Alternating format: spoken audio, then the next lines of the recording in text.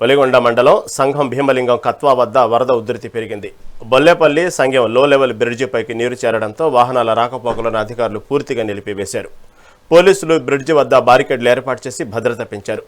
ప్రయాణికులు ప్రత్యామ్నాయ మార్గాలు వెళ్లాలని, మూసీ పరివాహక ప్రాంత ప్రజలు అప్రమత్తంగా ఉండాలని హెచ్చరించారు.